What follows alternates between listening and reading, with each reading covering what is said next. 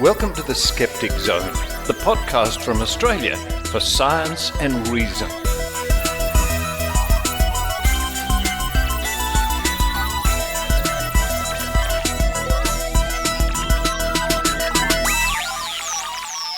Yes, it's the Skeptic Zone podcast, episode number 788. Make of that what you will, numerologists, for the 12th of November 2023, even more numbers. Richard Saunders coming to you from Bend in the state of Oregon. I'm up here visiting my old friend Brian Dunning. I think later today we're actually going to be looking for more big feet, because I've got big feet and I needed to get some slippers. So I think that's probably the only big feet or big foot we're going to actually find. Nevertheless, here I am in the land of breweries and mountains. Coming up on this week's show, we're going to kick off with an interview Adrienne Hill conducted with Susan Gerbic in Las Vegas only the other week. And this is centering around Susan's upcoming appearance at Skepticon 2023 in Melbourne. There'll be a galaxy of stars, as they say, heading to Melbourne for the Australian Skeptics National Convention. Still time to get your tickets. Find out what Susan Gerbic will be talking about coming up at the top of the show.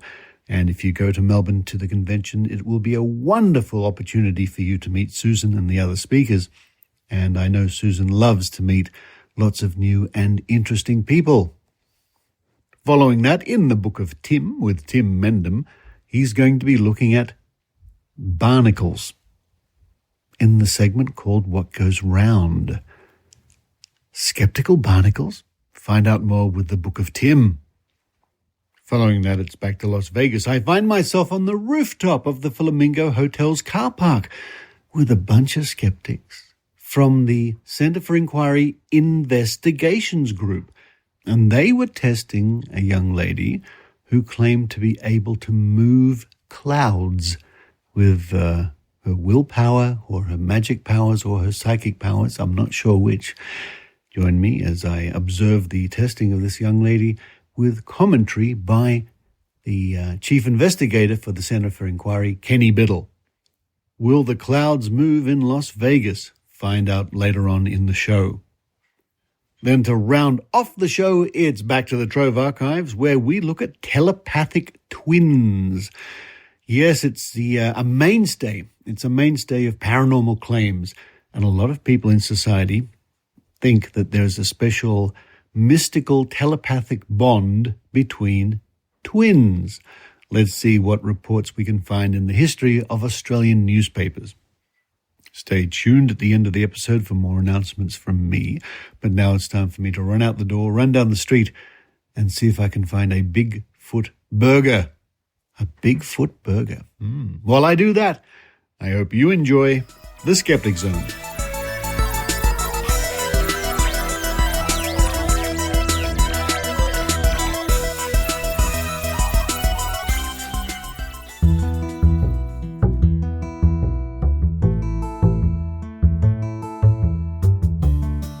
You can count on Adrienne with Adrienne Hill. Hello everyone, this is Adrienne Hill from SciCon in Las Vegas, and I've run into a friend of mine in the hallway here, and it is Susan Gerbic. How have you found the conference so far? Well, it's basically over. We just have the party to go to tonight. But what are your thoughts on the conference so far? Oh, it's been amazing. It's so great to see old friends and to meet new ones, and I am just thrilled. It is so much fun to come. They've just announced the next date. It's going to be at the Horseshoe. It's almost the same weekend in October of 2024. Looking forward to it already. Do you have a favorite speaker? No, not really. They've all been great. I've learned something new from all of them. Yeah, no, I don't think there was a bad speaker. They were amazing. And I understand that you're going to be a speaker coming up in Australia and New Zealand.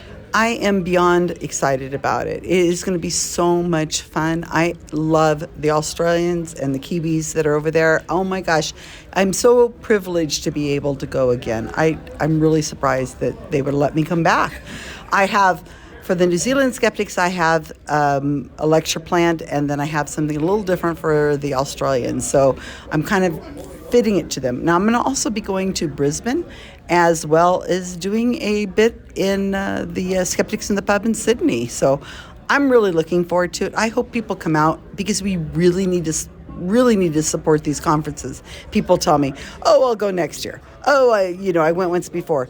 If you want these conferences to remain happening so that you can go, you need to get yourself to these. And if you can't go, sponsor somebody else to go, because you got to get the numbers up. Otherwise, we're not going to have conferences to go to. So come on out and see me. I'd love to meet you. And I don't think it's just about the speakers. It's about the getting together, connecting with new friends, as you just said. And the social aspect is huge, and the connections made. Mm-hmm.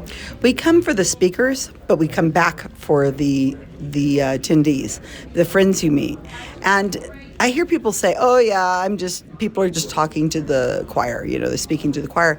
But you know what? The choir needs to be spoken to often. I need to have my embers kicked once in a while to get rejuvenated, and I come up with new ideas, and people give me ideas. And I'm inspired by our community all the time.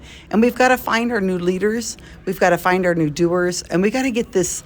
It's a mess out there. We really got to get some stuff done. And this isn't going to happen if we wait for the government or whatever to do it. We've got to make these changes. Yeah, we absolutely have to do this. And I hate to sound so serious, because I'm actually kind of fun sometimes, but it is a serious thing. Some of the lectures we've heard here at SciCon, and I'm sure we're going to hear in New Zealand as well as Australia, will really show how dire, climate change is, and some of the other things that are happening. They say there's more nuns. In other words, people, not nuns like in the Catholic nuns, but I'm talking about nuns that are people who are less religious. And yes, that is happening. But they tend to turn to spirituality, they're turning to crystals, they're turning to psychics. So I think that the surveys that we're seeing about people becoming less religious it's fine, it's interesting, but we aren't getting less woo-woo. And what can people expect from your talk when you're in Australia? The first week of, isn't it the first week of December? Yeah, in Melbourne, I believe it is. Yeah.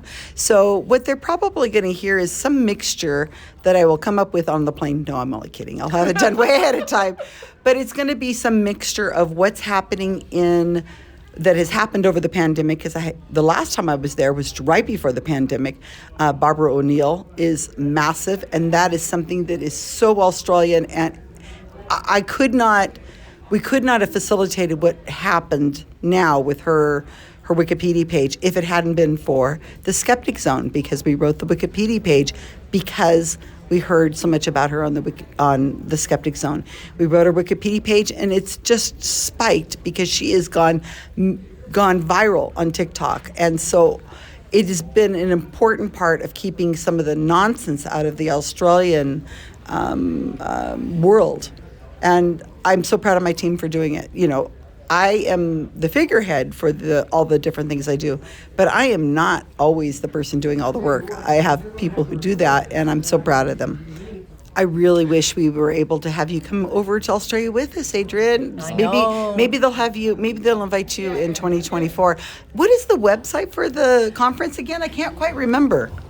www.skepticon.org.au. That's right. Yeah, thank you. I thought I'd remembered that. Yeah, okay, great. I get distracted. I have the best video of all. Gotta have a giggle in there, right? I was filming Penn and Teller.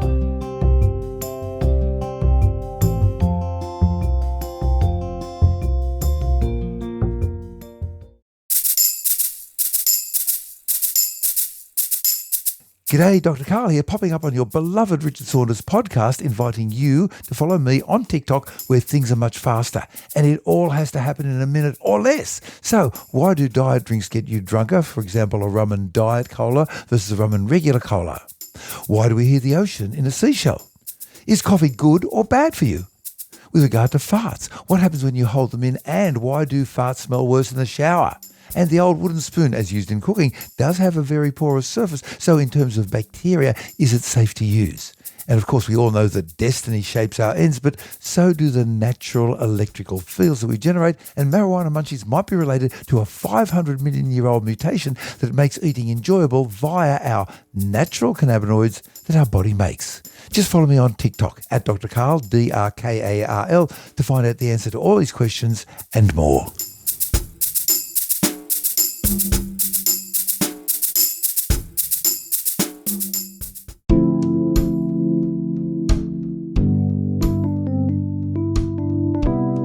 And now, a reading from the Book of Tim with Tim Mendham.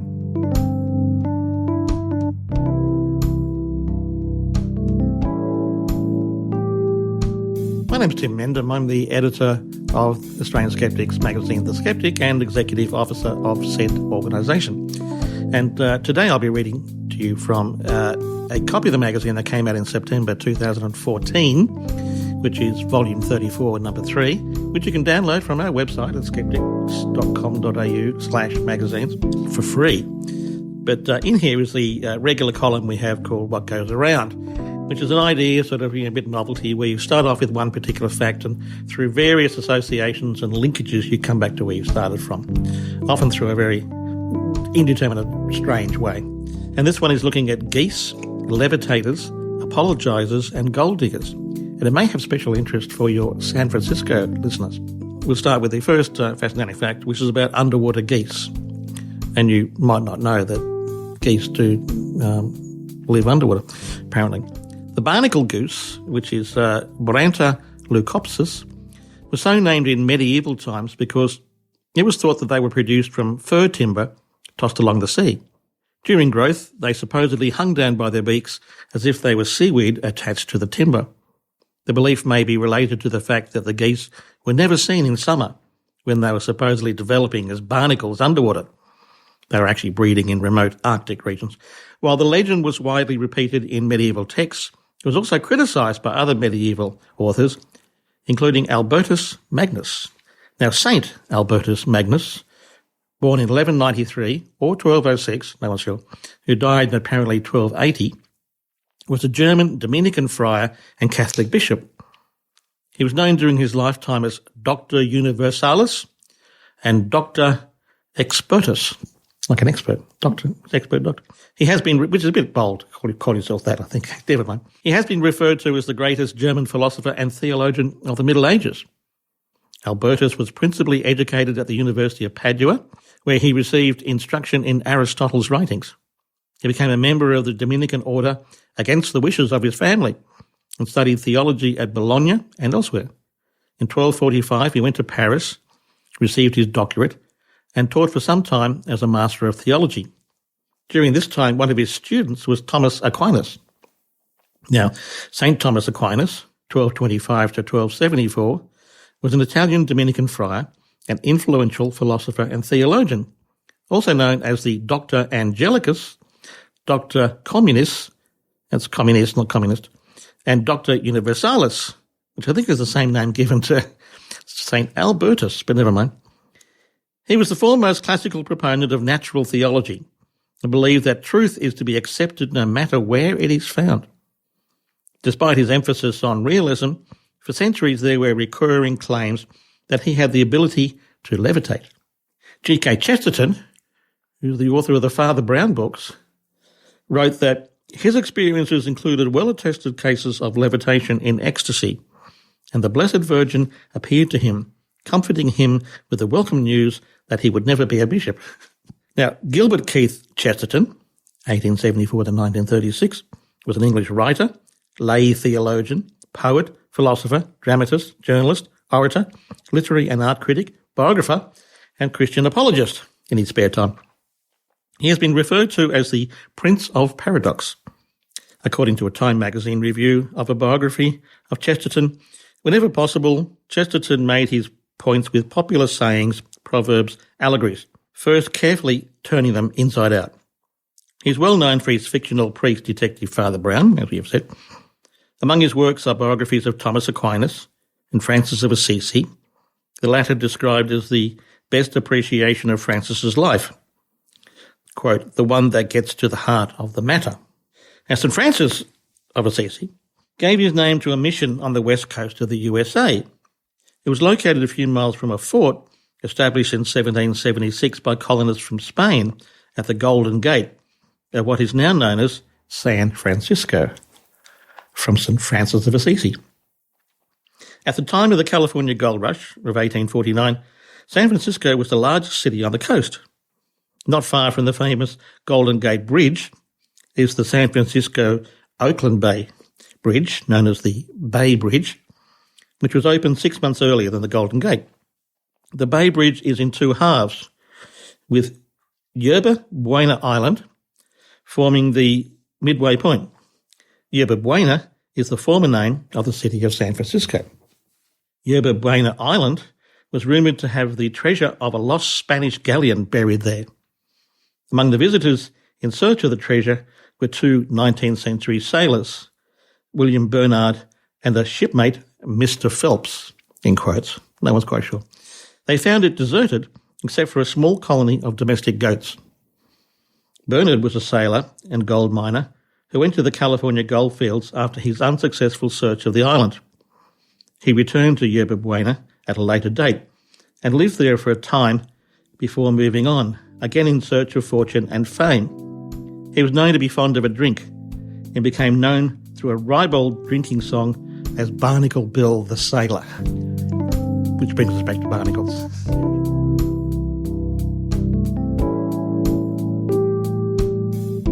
And that's the full story of Geese, Levitators, Apologisers and Gold Diggers from What Goes Around in the Skeptic magazine, September 2014, volume 34, number 3. And you can download that issue from our website, sceptics.com.au.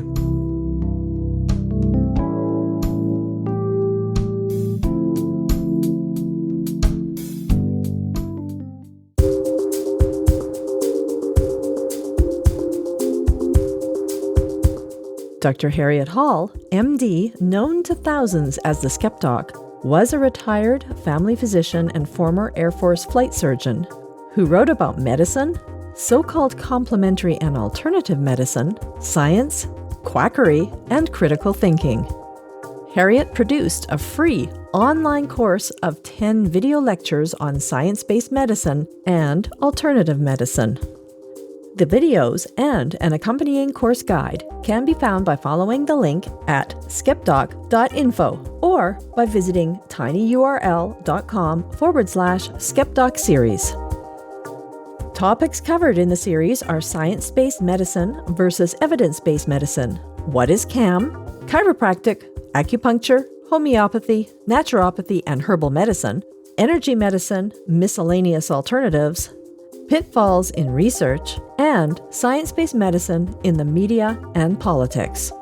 Harriet covers each topic in a matter-of-fact, no-nonsense way that is sure to educate and entertain. Find it at tinyurl.com/skepdoc series.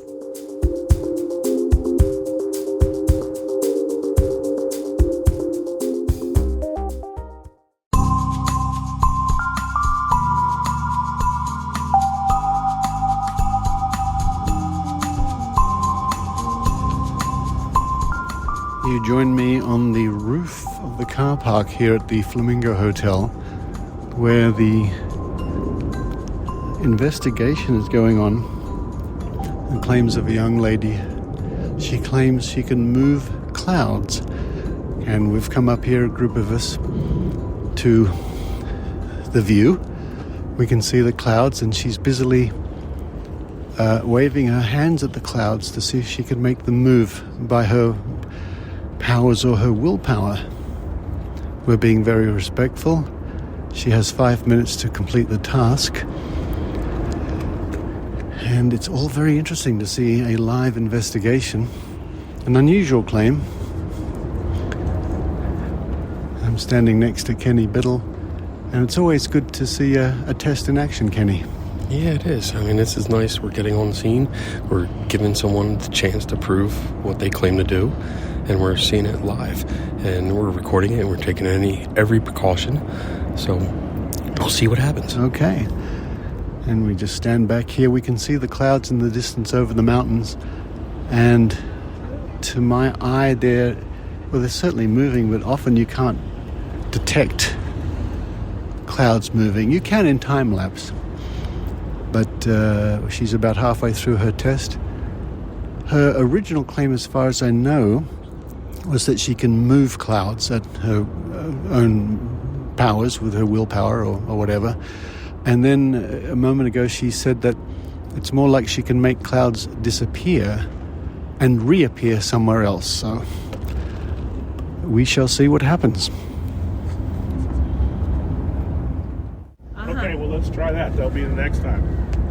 You want to start the timer? Which I'm ready. Tell me when. It's this large one right here. Looks like It's got one a right ship bridge underneath. on it. It looks like a little battleship. So there's Yeah, like a the little west battleship end, and then underneath those the big two clouds. buildings, and then it's like slightly to the Sort of looks like a whale, sort of. A whale with water spout. Yeah. That pointy spire. Yeah. Yeah. Okay. I can try to move that like over the tip of those mountains. All right. Or over this building right here. See, it's two right here, and it's one. That's not far. It's too close. Okay, I need to move it over here. Over to the phone. In 5 Okay, minutes. start the timer. Starting. Starting now? Well, the first test wasn't such a success, so now she's trying on a slightly different cloud.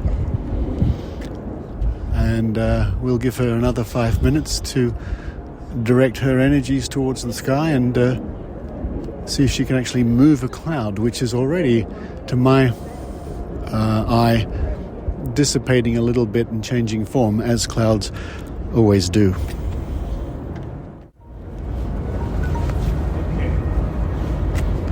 We're not having any success.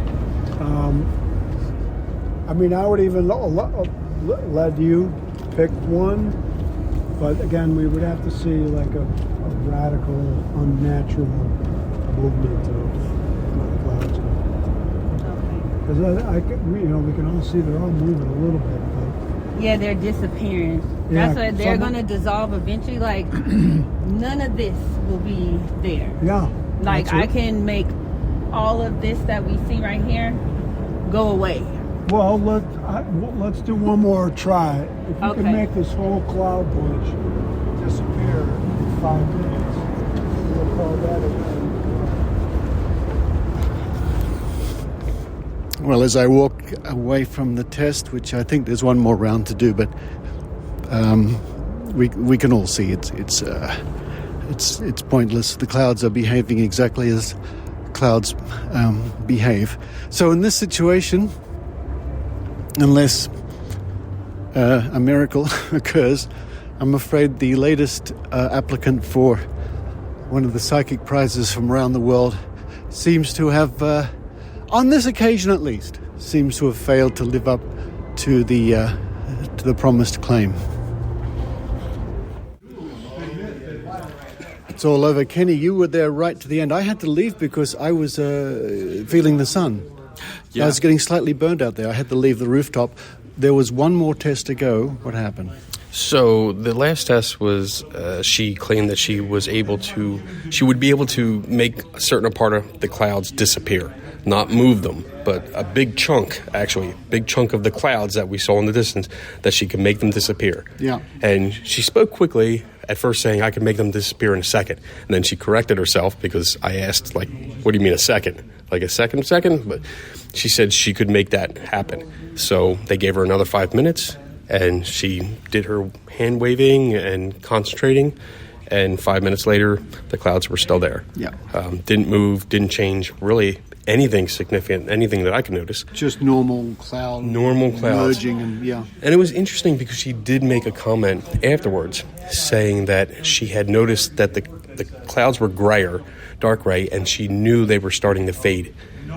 And that's the part that she picked. So, to me, that just tells me right away, she already knew what was going to happen because she lives in the area. Yeah. So she's seen this before. And she picked those deliberately thinking, within 5 minutes, they might be able to disappear and it'll prove my point. Yeah. But it didn't. 5 minutes went through and nothing happened. And then she changed tactics and said that it didn't work because the clouds were not in front of the sun. They had to be in front of the sun. What does that mean? I brought up the fact that all the clouds are technically in front of the sun. But apparently to her, the clouds had to be between her and the sun. Oh, I'm like seeing. Literally blocking the sun from her sight. Because when we were up on the roof, the sun was sort of at our backs, and that we were all gazing to the distance. Yes. Okay. And that was not brought up in the beginning. Yeah. So that only came up at the end. Now, I mean, she seemed sincere. She did. So I'm not trying to mock her, but she changed the test. She tried to change the conditions each time. But as soon as she showed up. It's normal. Yeah, that's normal because things start not to work. And so in their minds, they're trying to rationalize why things aren't starting to work. So they'll come up with these water diviners do it, psychics do it, they all do it. Right, Yeah, it's normal. So in the end, she was nice. That Jim Underdown and the rest of his team were very polite. I noticed, yes. Very polite. Talked to her and told her that if she really does believe she can do this, then perhaps take the year because she can't apply again for another year. Yeah. Take that year and practice. Do your thing. You know where we're going to have the test next year because we'll be here. We'll come to the same rooftop. Mm-hmm. You know where we're going to be. Practice for that year, and now she understands what we're looking for, like what kind of test conditions we're actually looking for. So there's a year you can practice. You should be able to do it next time. So we'll see if she applies next time. Watch this space. Thank you. Thank you.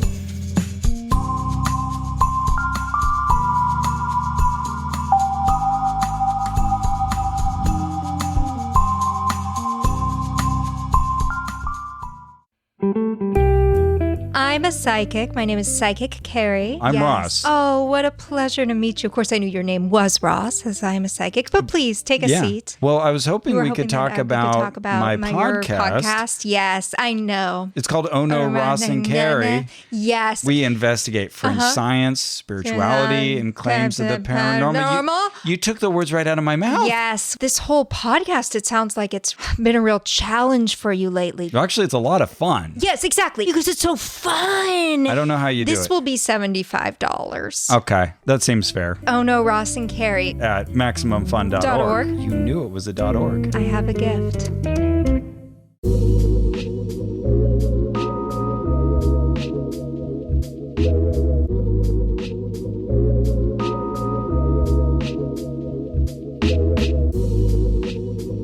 Now it's time once again to go back to those archives you know so well.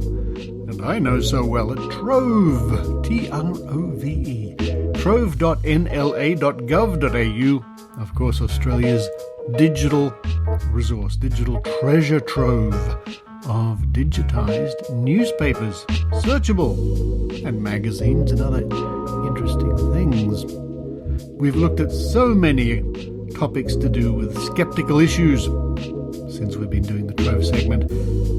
And I was racking my brain the other day thinking, what could we look up next? And I randomly came across an article about telepathic twins.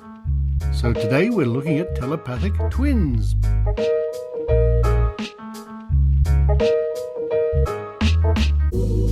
It's a standard of paranormal claims, and many people think that twins, especially identical twins, have sort of a mystical telepathic link. One knows when the other one is in trouble or in pain, and so on. And we turn to the pages in 1934, on the 8th of December, of a newspaper from Perth, Western Australia, called The Groper. The Groper? Groping for answers, maybe? Interesting. I don't think you'd find a newspaper these days called that. Nevertheless, there it is. Telepathic twins. Mysterious powers baffles science.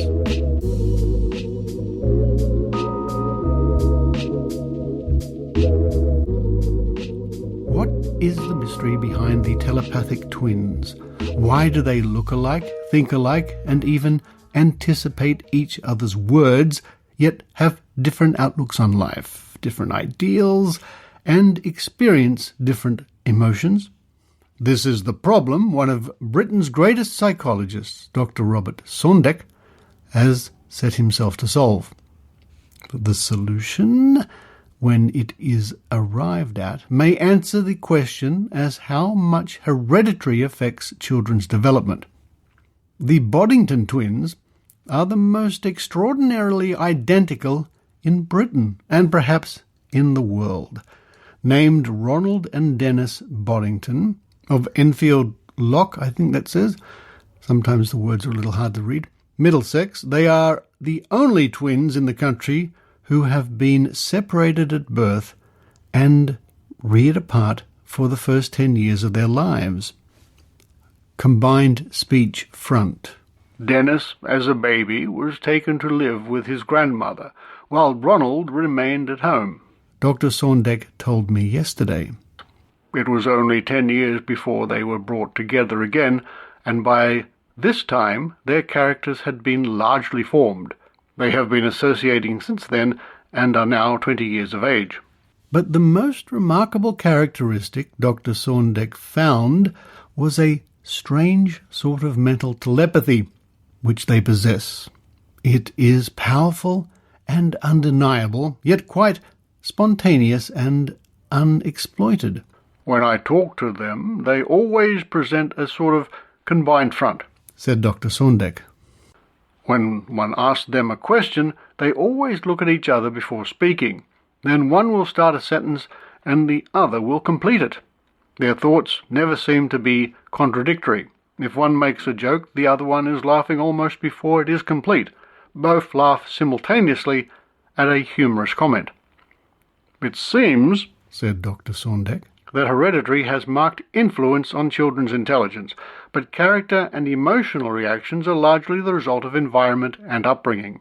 One may say that all the differences between the twins are the outcome of their 10 years apart. Well, there's a bit of a stretch to label that story telepathic twins. There wasn't startling evidence of telepathy there. And now from 1929 on the 4th of April, in The Advocate from Burnie, Tasmania, telepathic twins, interests and understandings. Jealousy sometimes raises its head. Last week, Sydney police were amazed that Thomas Irvine, when asked what he thought had happened to his twin brother, who had disappeared from Rookwood State Hospital, was able to assure them that his brother was dead and was lying in a pool of water. Later, William's body was found in Potts Point Reservoir. What strange influence was at work that one twin could tell the fate of another? Was it telepathy, clairvoyance, or just some freak intuition existing between the brothers who had never been parted all of their 40 years of life?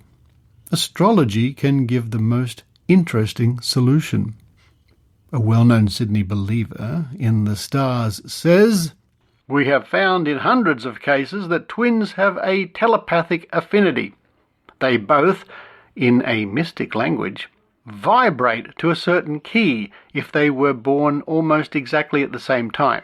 Thus, if one gets a mental shock, the other is sure to feel that vibration. But if twins are born even an hour apart, they very often have totally different natures because the vibrations are changing all the time and the affinity will not be so great. This accounts for twins not having similar experiences in life. One born when Mercury is above the horizon would be much more intuitive and mentally quick than one born when Saturn was prominent in the horoscope, who would be slow, materialistic, and often melancholy. In the case of the twins mentioned, they probably both had Neptune, the occult planet, in a very dominant place at birth." Quote, Macquarie Street, end quote, attributes their affinity to the fact they had been brought up together in the same environment, so naturally had allied interests. "But it does not follow that all twins are fond of each other," he adds.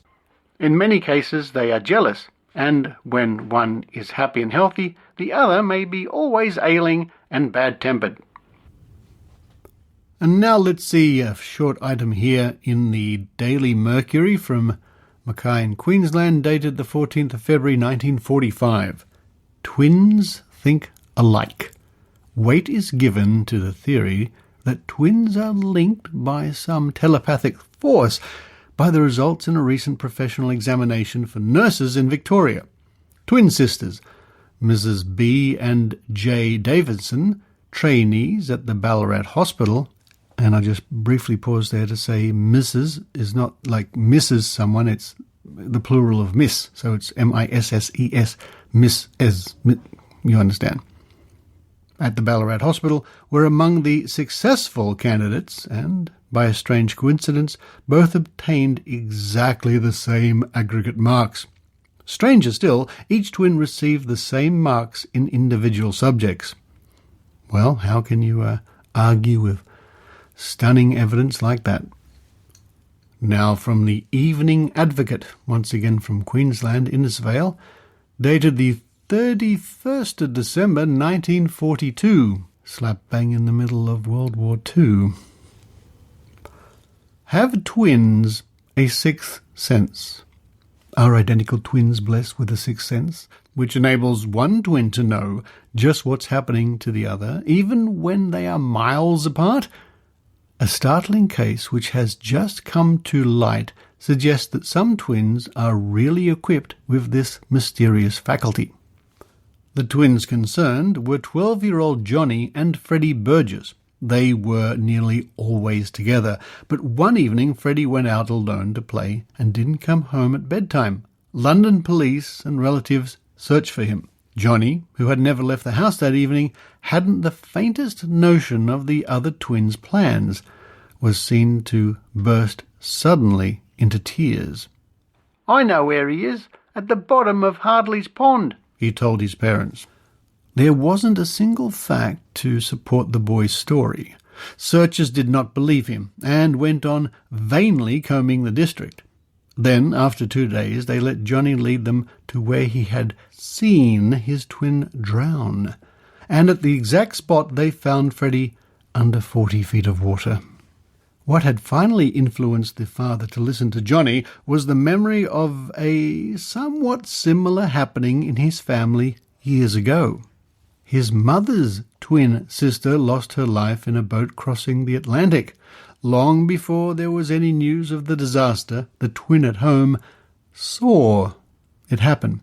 When the news came through, it was found that her story was correct, even to the exact time of the sinking. "My casebook contains many such stories," writes a well-known psychologist.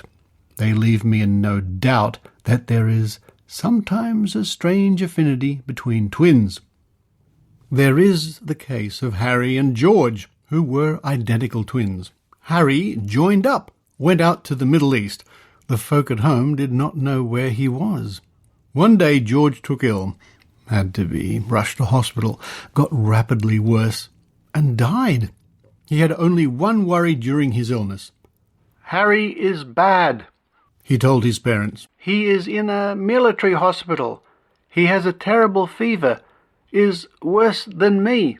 Harry was, in capitals, in a military hospital in the desert, fighting with enteric fever and worrying over his twin hundreds of miles away at home.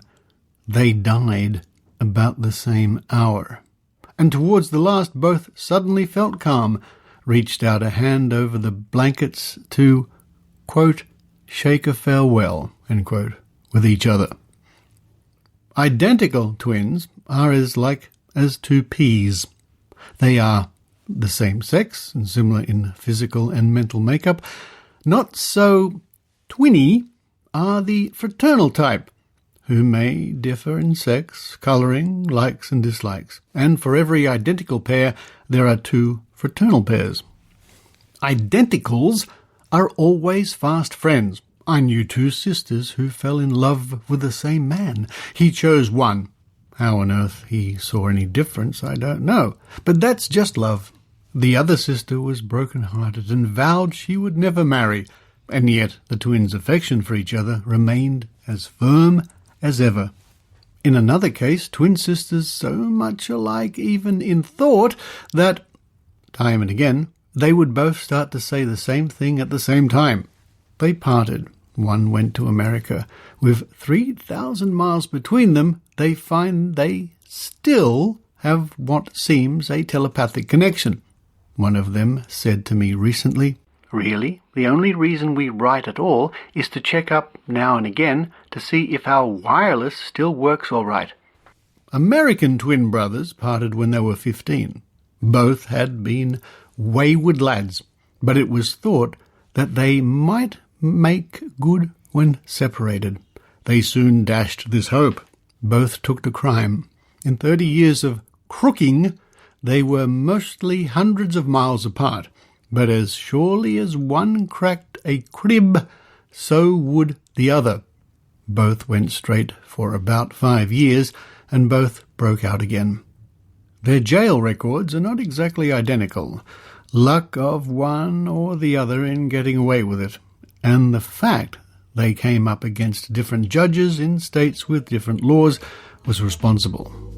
Not that twins often go wrong. A checking up on hundreds of cases of twins indicates that, on the average, they are more self-confident, more stable, and more sociable than the human who comes into the world alone.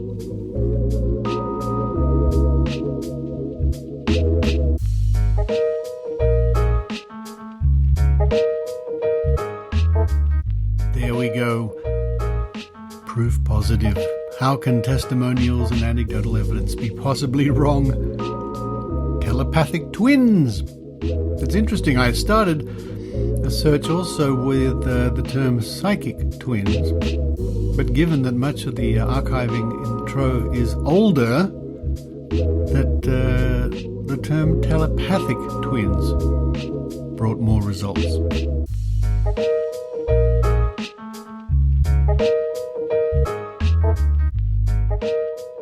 Are you a twin?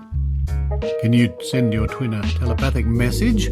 Maybe checking up to see if they're listening to the Skeptic Zone.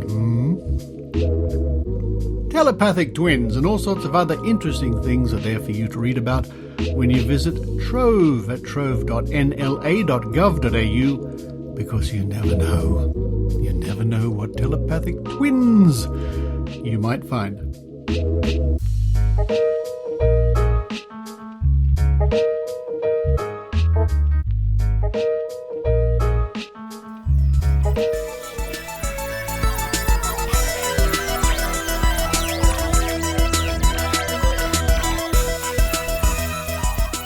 Thank you for listening to the Skeptic Zone podcast this week, and thank you, as ever, to my wonderful Patreon contributors and PayPal contributors who support the show and keep the show going week after week after week, heading towards episode 800 at the moment.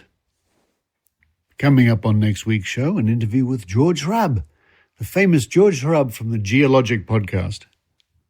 And hopefully more about the UFO movie They Don't Want You to See, which had a great reception in Las Vegas. I was in the room and the crowd really loved it. Not long now to go until Skepticon 2023 in Melbourne. Still time to get your tickets. Follow the link on this week's show notes or just visit skepticon.org.au. But for this week, this is Richard Saunders signing off from Bend in the state of Oregon.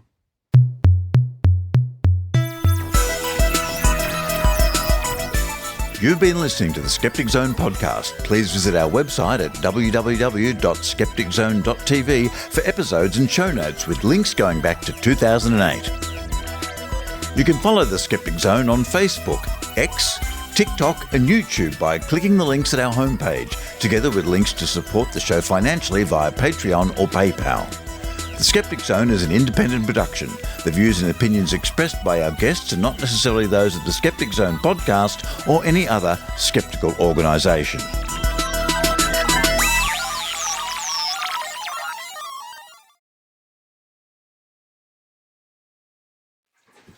Hello, people who listen after the music. It's time for the dice game, and playing this week, as he did a few weeks ago, it's Brian Dunning from Skeptoid.com. We're in the Skeptoid headquarters, Brian. This is very exciting. I can see your little movie set over there with the green screen and the Bigfoot. I haven't used that in like 2 years, but yes, it's a very cool little set. It is a very cool little set. I've got a cool little 10-sided die. Okay. As you can see. And you know the routine. We have to use our psychic power to guess which number's going to come up. Okay. And you at home too. I'm going to guess 3. 4. 1. So much for our psychic powers. Well, I win because 4 minus 3 is 1. You win. Second time, we've got to do this 3 times. I'm going to guess 1. 4. 4. Damn it. That's 2 out of 3 for me so far. Okay. You want to keep going? Yeah. Last one, I'm going to guess 9. 4. Okay. 2. Which is closer to 4. I think I win 3 out of 3. I owe you a beer. Thank you.